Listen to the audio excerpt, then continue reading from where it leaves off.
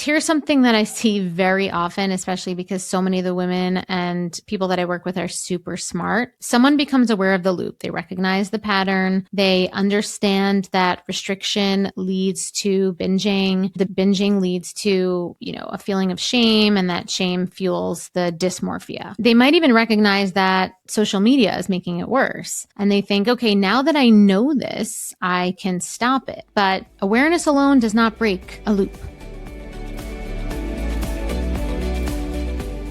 Hello and welcome back to another new episode of Emotional Eating Unwrapped. I'm your host, Alana Kessler, and I have to say I am actually really excited about this episode. I was excited about it, but then I found this article and I'm even more excited about it now. And it is a topic that I get a lot of questions about. We're going to be talking about the invisible loop between body dysmorphia, disordered eating, and binging. And I get a lot of questions about this. I have gotten a lot of questions about this in my coaching and a one-on-one coaching and the group coaching. If you have a question about this after listening, don't forget that we do our Q&As once every month or so. And there is a link called SpeakPipe where you can drop us an anonymous question and we can use it for our next Q&A. So because this is an episode designed around questions that I have gotten, I anticipate you might have one. So please feel free. Anyway, moving on, I am calling this episode The Loop, particularly because that is exactly what it is. This is not a linear situation. It's not like one of these things causes the other in a straight line. In fact, it absolutely is more circular. Each piece feeds into the next. And unless you really understand how they are connected, you truly can end up stuck in this cycle where you're trying to fix one piece without realizing that you're actually reinforcing the whole system. Before I go deeper into it, I do want to address, the article that I did find that I ended up reworking this whole episode once I found this article. But there's a case going on right now. There's a case going to trial right now. A 20-year-old woman identified as KGM is suing Meta and YouTube for social media addiction. I don't know if you've heard about this, but it is pretty epic. And she's alleging that the addictive design of these platforms, things like infinite scrolling and algorithmic recommendations, these things hooked her before she was even 10 years old. And one of the outcomes that she's citing that happened to her is body dysmorphia. And she says it was body dysmorphia. And then she also cites that she feels like she is suffering from depression, from self-harm. And, she feels like she's had some eating disorders, or at least disordered ways of relating to food as well. And actually, this is the first of 22 bellwether cases being heard in the Los Angeles Superior Court. Snapchat and TikTok have already settled. They've already been in cases, but Meta and Google are fighting it. And I bring this up because I think it's really important to acknowledge that the loop we're talking about today that I was already going to talk about, it doesn't exist in a vacuum. And this is such a perfect example, such a really potent thing that's happening in our society. And it's really important to realize that this is not just an individual problem. It's a systemic problem. The environments we're in, especially the digital environments that we're in, are actively feeding this cycle. And for a lot of young women, the loop starts, long before we might even know, long before we understand or they understand what's happening. So let's talk about what the loop actually is and how it works and what it takes to break it, because that is what we're going to be talking about today. But before we begin, I want to introduce you to me. If you are new to me, my name is Alana Kessler. I am a registered functional dietitian. I have been in this health, this wellness space, mindfulness space for over 2 decades. And I've worked clinically. I've worked in my own private practice. I owned a yoga studio for almost 10 years, where I did a lot of mindfulness and somatic work, teaching yoga and etc. I've done all the things, but for the last decade or so, my passion has really been helping people fall in love with their body, lose weight if that's your goal, reconnect with yourself, overcome any kind of emotional or addictive pattern, behaviors with food, and really just let yourself rise up to live your best life and just remove anything that takes away from you being your best self. So if you are new here, welcome. If you are a longer time listener, welcome back, and let's dive in. Okay, so let's start with some clarity because these terms get thrown around a lot and they don't always mean what people think they mean. So we're going to talk about body dysmorphia. So what is body dysmorphia? Body dysmorphia is a distorted perception of your body. And it's not just disliking it, okay? It's not just disliking how you look. It's a genuine disconnect between what your body actually looks like and what you perceive when you look in the mirror and you think about your body. Okay, so what it actually looks like and what you perceive that your body looks like. And people with body dysmorphia, they often fixate on specific areas. They might see themselves as much larger than they are, or they might obsess over a few perceived flaws that other people don't even notice. And it's not something you can logic your way out of for the most part, right? It's not about getting more compliments or more validation or losing more weight. The distortion is actually happening on a perceptual level. Okay, so let's talk now about disordered eating. Okay, disordered eating is a broad term. Okay, it includes behaviors like restricting, skipping meals, rigid food rules, obsessive calorie counting, eating only quote unquote safe foods, using food and eating as a way to control something when everything else feels out of control. It's not typically diagnosable or always diagnosable as an eating disorder, but it's also not normal, healthy eating. It's eating that's driven by fear, by control, and a disconnection from your body's actual needs, actually. Okay. And then we're going to talk about binging. So binging is, it's eating a large amount of food. Okay. So binging is eating a large amount of food in a relatively short period of time, often with a sense of losing control. It is not the same as overeating. Overeating might happen at Thanksgiving, at a celebratory dinner, even at a random time, but binging feels compulsive. It feels urgent. And oftentimes it comes with sort of like a blackout and a feeling of shame and a dissociation, in fact. And here's the key. Binging is usually and typically not about food at all. It's not about food. It's not about the actual food itself. That's what I mean. It's about what the food is doing for you in that moment, whether that's numbing, soothing, distracting, giving you a break from something you don't want to feel. Okay. So those are the three pieces: body dysmorphia, disordered eating, and binging. Now we're going to talk about how they connect. Okay. So the loop could start at any point, but increasingly, and what I've noticed in the people that I work with and just in general, the way people talk about their body, their food, and their eating habits is that it's starting earlier and earlier. And it's not happening in isolation. It's happening in an environment that's specifically designed to distort your perception of yourself and keep you engaged, often at the expense of your mental health. Okay, so let's go back to this lawsuit for a second. KGM started using these platforms before the age of 10. And what she's saying is that the design, the endless scroll, the curated feeds, the algorithmically served content created an addiction, created the behavior of addiction. But it wasn't just an addiction to the platform. It was addiction to comparison, to validation, to a version of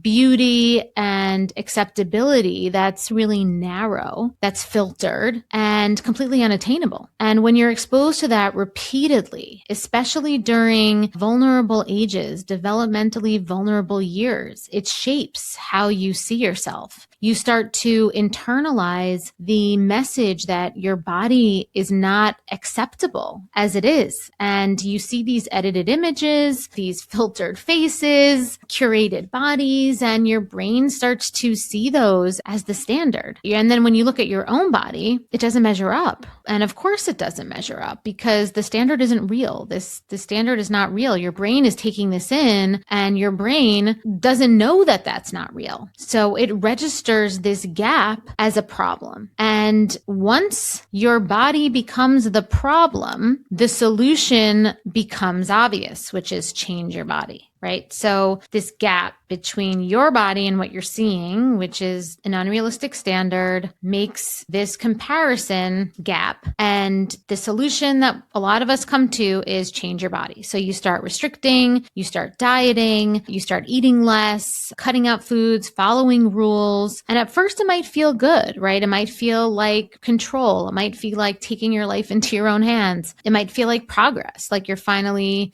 doing something. But here's what happens when you restrict. Your body interprets that as a threat. It's just, we've talked about this before in other episodes. Your body does not process restriction as something that's good for it. Physiologically, from a survival reptilian place, it's going to see it as a threat. It doesn't know you're dieting. It just knows you're not getting enough food. It ramps up hunger signals. It increases that energy of craving. And also what it does is it slows your metabolism, right? Because it's conserving. It's in conservation mode. And it creates this neurobiological feedback loop where food becomes like rewarding. Food becomes rewarding. And at the same time, restriction creates this psychological deprivation. So you're not just physically hungry, you're mentally obsessed with the foods that you're not allowing yourself to have, right? You're thinking about food constantly, right? This is a version of food noise. You're thinking of food constantly. You're planning, you're avoiding, you're feeling the craving, but you're kind of just like, you're like resolute. You're like, it's like white knuckling your way through it. And eventually that stops working, right? Eventually the dam breaks and you can't sustain that anymore. No one can. So the binge happens. Okay. The binge happens. And the binge is not random. It is a direct physiological and psychological response to the restriction that came before it. Okay. Your body's trying to survive. Your brain is trying to get relief, and food, especially the foods that you've been restricting. So when the binge happens, it's typically foods we've been restricting, the ones that we've deemed as bad. That's what we eat. And when you eat it in this state of mind, this state of being, it delivers both the surviving and the relief. Okay. So now we're in this place where we binge, right? So you binge, and immediately afterwards, what happens? There's the regret, there's the shame, there's the guilt, there's the self-flagellation, the self-loathing. You feel more out of control. You feel maybe like you failed. You're kind of just really disgusted with yourself. And what do you do with those feelings? What do you do with those feelings? You look in the mirror, and now the body dysmorphia gets worse, because now you're not just seeing a body that you don't like with the perception gap. You're seeing a body that you believe you just made even worse by binging, and you feel bigger. You feel bloated. You feel like the binge confirmed everything that you were afraid of. There's now evidence to this feeling a little bit because of what just happened. And so the distortion deepens. You think, oh my God, I need to fix this immediately. I need to get back on track. I need to be stricter. So what do? You restrict again. And so maybe you go back to scrolling. Maybe you're looking for motivation. Maybe you're looking for inspiration. Online, you're looking for something else, like another diet, another plan, the next quick fix, right? And you kind of put it on yourself that if you finally just do the right thing, find the right thing, follow the right influencer, it'll all work out. Like you'll finally be acceptable. And the thing is, the algorithm is going to serve you exactly what you're looking for. More content about aggressive weight loss strategies that are completely unhealthy, more before and afters, more what I eat in a day videos, more like subtle and not so subtle messages that your body is a problem and is a project and it needs to be fixed. And the loop tightens, right? The loop tightens over and over, right? There's the restriction, the micromanaging, the over controlling, then the not being able to do it anymore. So the binge happens, the shame part of it, the distorted perception, body dysmorphia, scroll online to, find solutions, get quote unquote motivation, and then rinse and repeat, restrict again. And here's the thing, every time that you go through this loop,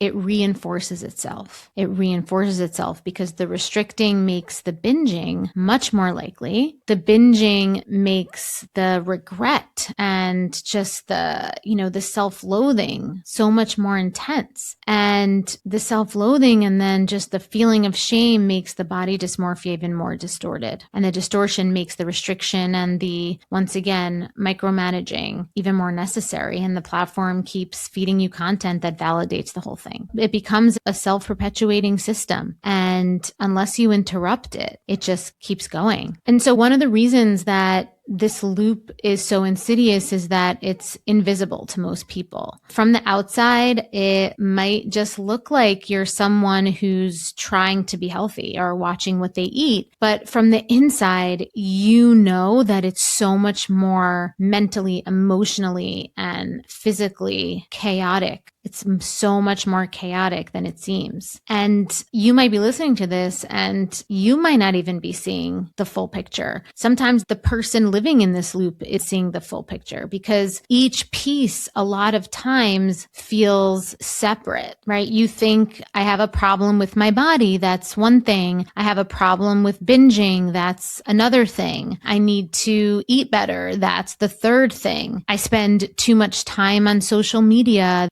That's a fourth thing. And you don't realize that these are not actually four separate problems. They're four parts of the same system. And you can't solve one without addressing the other. You can't stop binging if you're still restricting. You can't stop restricting if you still believe your body's unacceptable. And you can't shift your perception of your body if you're stuck in a shame spiral after every time that a binge happens. And you can't do any of that if you're constantly consuming content that reinforces the distortion, right? They're all in lockstep together. And most traditional approaches don't account for this whole ecosystem. Traditional weight loss diet measures, they give you a diet, they focus on calories, points, macros, whatever. It's driven by metrics. Binge eating treatment often focuses on the behavior without addressing the restriction or the dysmorphia. And body image work often skips over eating patterns entirely and also sometimes even overlooks people's desires to live in a different type of body, which might be completely valid. And almost no one is talking about the role that social media plays in being basically the engine of this whole cycle on some level. So people end up working on one piece of it in isolation and wondering why nothing actually changes. And before we go forward, I just want to remind you that if you are a longtime listener or even a new listener, it helps so much to get the word out about our podcast and just share the podcast with more people that are struggling in isolation when you give our podcast 5 stars and you leave us a written review telling us what you have benefited most out of the podcast. And it just helps us so much when you subscribe, you leave us the 5-star rating and review, and even on YouTube. If you are a podcast watcher like myself, please give us a subscribe there. We've looked at the data and actually 58% of you who watch our podcast on YouTube are not subscribers. So just click that subscribe button. So easy, and become a subscriber and help us grow our channel there as well.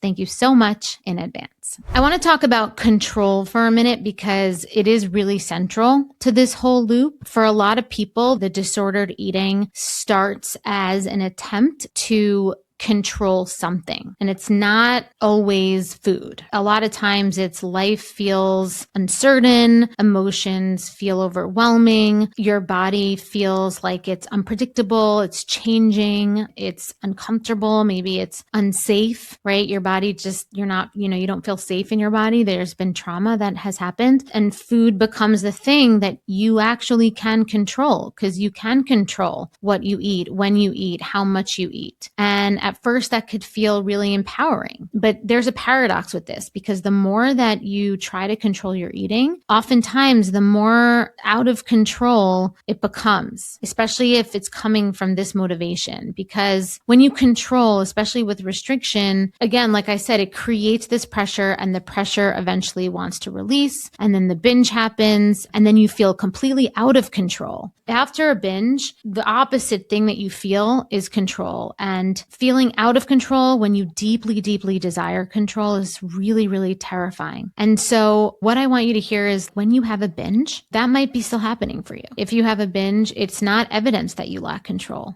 In fact, it might be evidence that you're potentially over controlling, and it's actually your body's attempt. It's likely that regulating in a less all or nothing way is not something that you've developed yet. And so this is your body's attempt to restore balance. The goal and the work is really to learn to trust your body again, instead of trying to, manage it. But we're talking about this loop here that's really hard to do when you're also dealing with body dysmorphia. Okay. This is why this episode is about the systemic nature of these things. Because if you don't trust what you see when you look in the mirror, how are you supposed to trust your body with food? How are you supposed to let go? And if the content you're consuming every day is telling you that your body's not acceptable, how are you supposed to believe anything different, really? You've built a good life. From the outside, it looks like you have it all together. You eat clean, you work hard, you take care of everyone. But there's this one area that still feels impossible to master, and that is food. You can eat perfectly all day and still end up in the kitchen at night wondering why you keep doing this. You promise yourself you'll start fresh tomorrow, and I know you mean it every single time. But the cycle, it always finds its way back, especially when you're stressed, when you're overwhelmed, or when you're just tired of being the one that's holding it all together. And I get it, because I lived that way for years. And what I learned is this. The problem, it was never about food. It was the pressure underneath it, the perfectionism, the self-doubt, the part of me that never felt safe and secure to just be me. And that's why I created the sober eating sequence. It's a proven 3-phase method that rewires the emotional patterns and the belief systems driving overeating, so you can relax, trust yourself around food, and release weight completely naturally, without force and without obsession. Because when your body feels secure, it lets go. The cravings quiet, the self-punishment, it softens, and food, it stops being the thing that you have to fix. This is not another plan. This isn't another rule book. It's a revolutionary transformation for your nervous system, for your body, and for your identity. So join the sober eating movement today. Okay, so I want to talk a little bit more about the body dysmorphia piece, because you might not have heard this before. Like I said, body dysmorphia is not just, I wish I looked different. It's a perceptual distortion. It's your brain literally showing you something that doesn't match reality. And when you're living with that distortion, every decision that you make about food and about eating is filtered through the false image. You look in the mirror and you see someone who needs to lose a lot of weight, even if you're at a healthy weight. Some people I know that struggle with body dysmorphia, I mean, myself, I was one of them. And honestly, I still sometimes catch myself having to tell myself, like, okay, you're just, at this time of the month. And like, if you don't like what you're seeing in the mirror, this too shall pass, right? Like, that's something that I still have to coach myself about. But there are people that are underweight that still struggle with body dysmorphia. So this doesn't really have anything to do with weight. It's just that if your image of yourself is distorted, nothing you do ever feels like it's enough. Even if you do lose weight, right? Like I said, it's not about weight. You'll still see the same thing in the mirror, right? You hit your goal weight, the goalpost keeps moving perceptually. You'll get compliments, but they don't really land because what people are seeing and saying to you and what you're seeing and feeling are two completely different things. And body dysmorphia makes you believe that the over control and the dieting and the restricting and the toxic behavior with food, the over control micromanaging with food is necessary and justified. And that eventually you'll get to a place where it'll be good, but that day never comes. And I think this is obvious, but the problem isn't your body. It's the lens. It's the lens that you're looking through. And no amount of weight loss or control with food is going to fix a perceptual distortion. And here's where the social media part comes in, especially if that distortion is constantly being forced with the images and videos and reels that you see online. And this is what KGM is arguing in her lawsuit, that the platforms didn't just expose her to harmful content. They were designed to keep her engaged with it, to serve her more of it, to make it harder and harder for her to look away. And when you're young, and even you don't even have to be young, right? I mean, I feel like there are people in their 20s, 30s, 40s, 50s, like it's just age isn't even really a part of it, but especially when you're young because your brain is still forming and your sense of self is still forming, that kind of exposure, it doesn't just influence you, it shapes you because it actually shapes the way that your brain becomes, right? This is the neurobiology of it all. Now, obviously we know about neuroplasticity. I'm not going to go into that today. And that's a lot of the work that I do in my programs involves neuroplasticity so that we can reprogram things that have created toxic pathways in our neurology and in our psychology and essentially in our behavior and physiology. But we're not going to go deeper into that. But ultimately, it does become a huge foundation of how you see yourself. And breaking free from that isn't just about individual willpower. It's about recognizing that you have been operating in a system that was designed to make you feel inadequate. Okay. And so now we're going to add on the emotional layer because the loop isn't just physical and perceptual. It's very emotional. A lot of people who struggle with this loop are also dealing with anxiety, depression, like I said before, trauma, perfectionism, low self-worth, a need for control in the face of uncertainty, maybe avoidance, right? And food becomes a way to manage all that, to kind of give yourself a sense of safety because restriction can feel like discipline. It can feel like productivity. It could feel like you're doing something. And binging can feel like a relief, a break from pressure. You can even get pleasure from it for like 5 minutes in the beginning,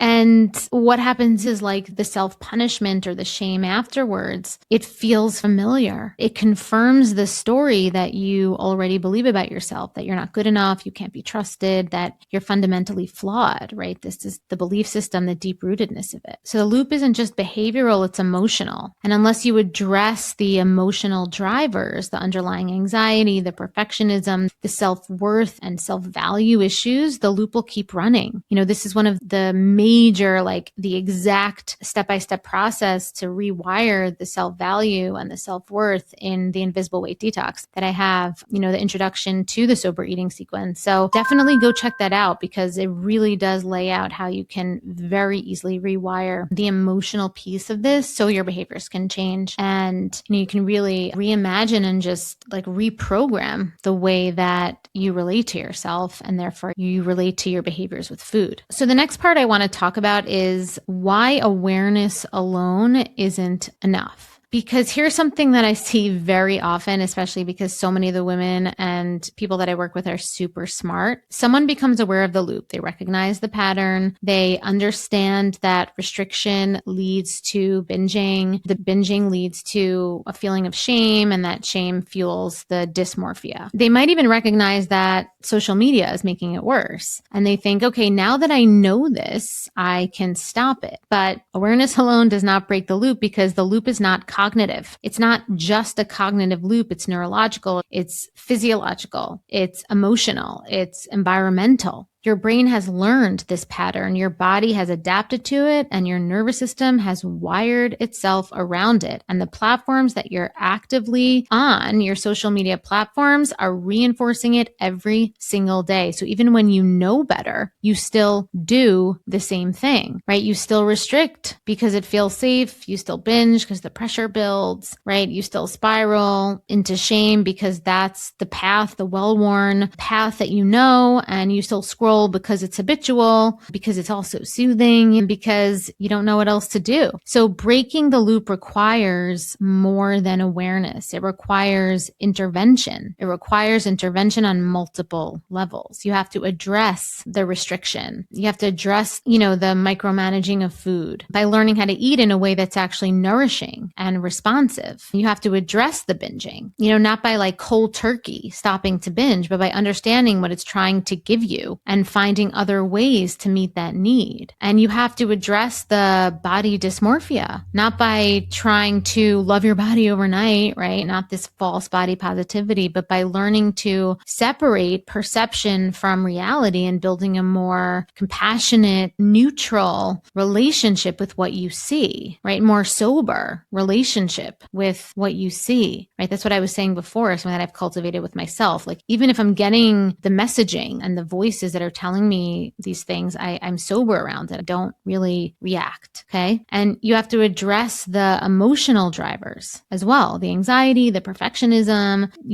the need for wanting to control so that food stops being that primary tool you use to regulate your internal world. But here's also an important part of it. You have to address your environment. You can do all the internal work in the world. You could do all the things I just said, everything that you can do with your relationship with yourself and with food. But if you're still consuming content that tells you that your body is the problem, you are working against yourself. It's like trying to, recover from alcohol addiction while spending every evening in a bar, right? The environment matters. And right now, for a lot of people, especially women, actually, I don't know if that's so true. I feel like men struggle with this too. But for a lot of people, and I do think it is younger people that are struggling with this more, but the environment's toxic. And not just because of individual pieces of content, but because of how the platforms are inherently designed. They're designed to show you more of what you engage with, regardless of whether you've engaged with it from a skillful, well-intentioned place. So if you've ever clicked on a weight loss post, a before and after photo, what I eat in a day video, the algorithm will learn that and it starts serving you more, right? It's exactly what I was saying before about the reviews. And,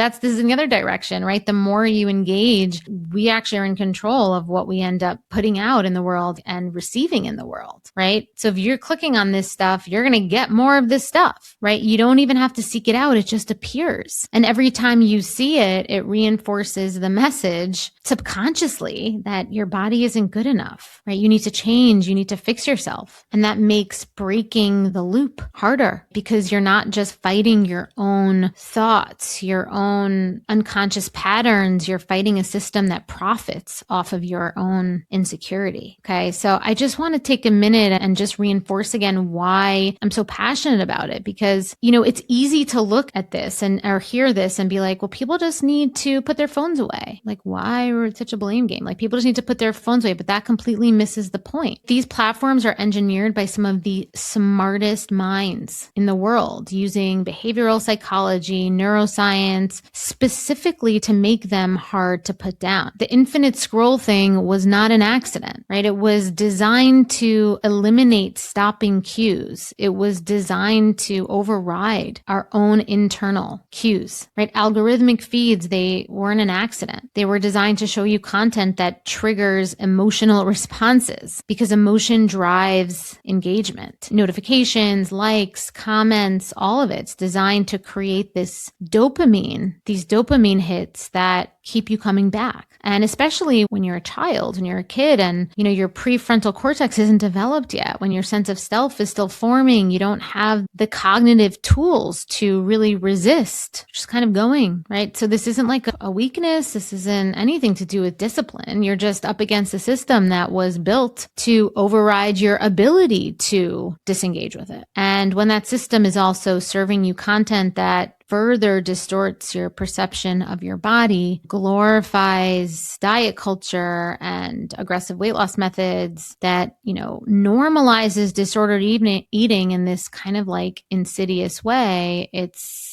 not just addictive, it's actually harmful. And KGM's case is alleging exactly that. Meta and YouTube, they know that their platforms were addictive. They knew they were harmful to young users and that they designed them that way anyway, because engagement equals profit. And if the cost of that profit is a generation of young women struggling with body dysmorphia, eating disorders, depression, and self-harm, well, that's been treated as an acceptable externality until now, because now it's being challenged in court. And whether or not this case succeeds, it is shining a light on something that's been happening in the shadows for a really long time. The loop between body dysmorphia, disordered eating, and binging, it is not an individual problem. Like I said before, it's a systemic one. And we can't solve it only by focusing on individual change, though that is very important to do. The bottom line is we're not going to be able to remove this entirely. I do think that there has to be restrictions for children for sure, but we're not going to be able to get away from this social media culture forever. And to be honest,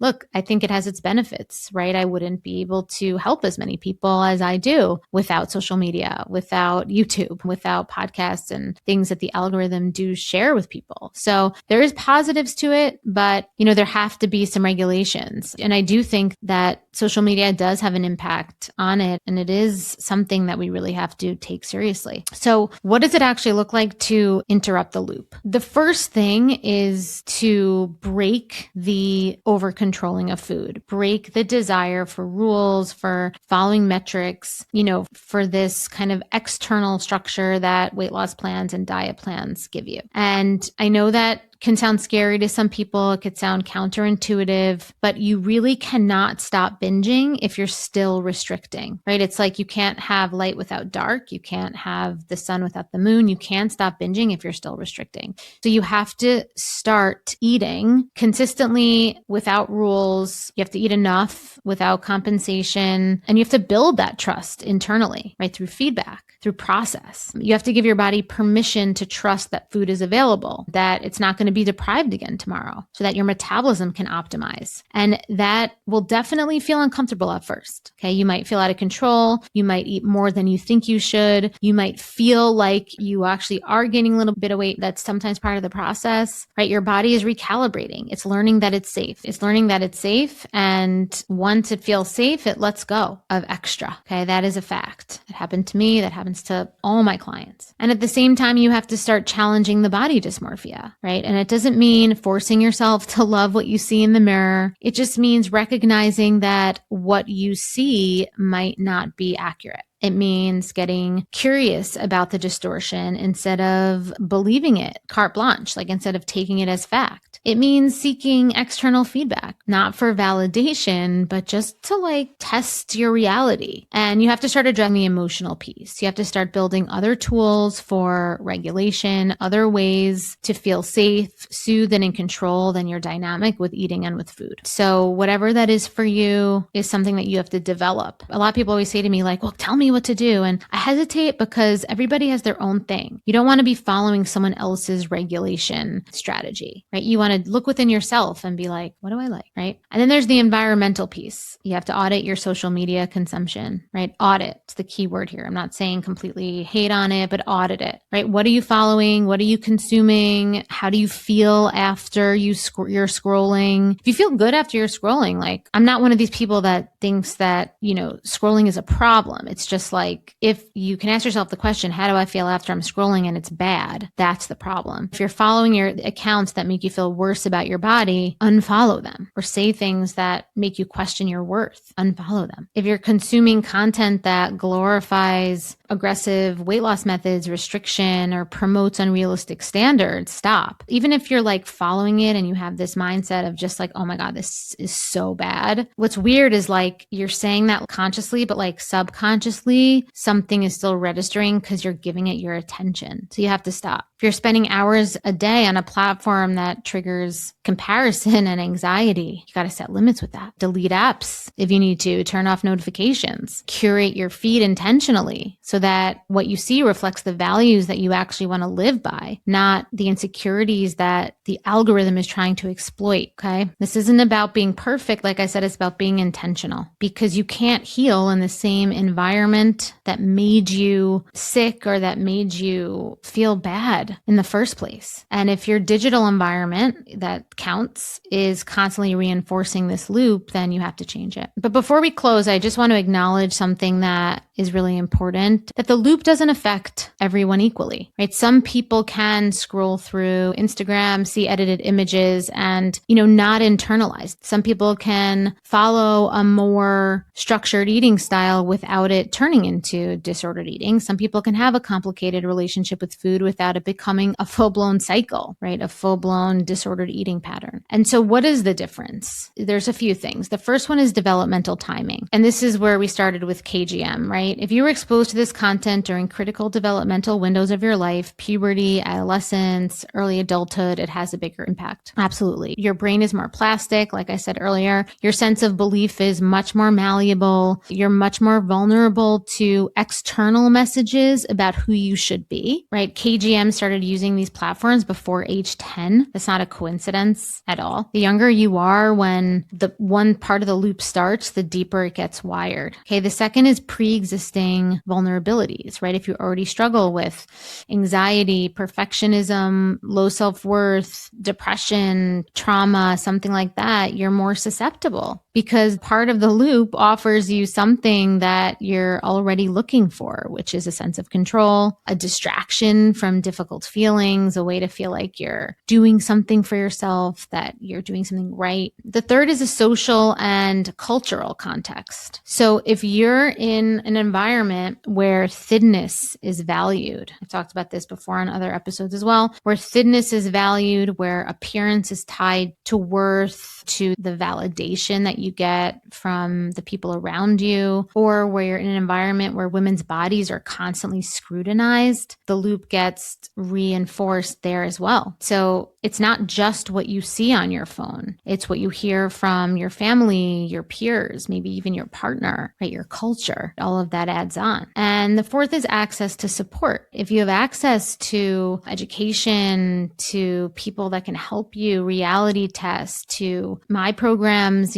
they're all designed to break this pattern and reestablish that internal sovereignty and that healthy relationship with yourself and eating, right? If you have access to this, you have a much better chance of breaking the loop. And if you don't, right, if you're isolated, if you don't have resources, if you don't have language for what you're experiencing, the loop can run unchecked for years, which is why I'm so passionate about this podcast, because I know that for people that maybe don't have the means for support, whether it's therapy, my programs, other types of support like that requires financial means, this podcast, free podcast like this can be so helpful. And so, this whole thing, it's a complex interaction between biology, psychology, development, environment, and, systemic design, our cultural systemic design. And some people are more vulnerable than other people. And that's the truth, But, here's the thing, breaking the loop, breaking the loop, it takes time, right? It's not a quick fix. It's not a 30-day challenge. It's not something you can really hack or optimize your way out of, right? It's a process of unlearning and relearning, integrating, unlearning, relearning, integrating, evolving, kind of just unlearning the belief that your body is the problem, unlearning the idea that restriction equals a better outcome for you, that you're going to be more in control when you restrict, and unlearning this internalized shame that's been driving the whole cycle, right? And of course, like unlearning that you actually have to look a certain way to be acceptable. You absolutely are acceptable beautiful just as you are. However, we all deserve to look and feel how we desire to, especially if it comes from a place of self-worth and an intentional place. We want to relearn how to eat in a way that's connected, that's responsive. And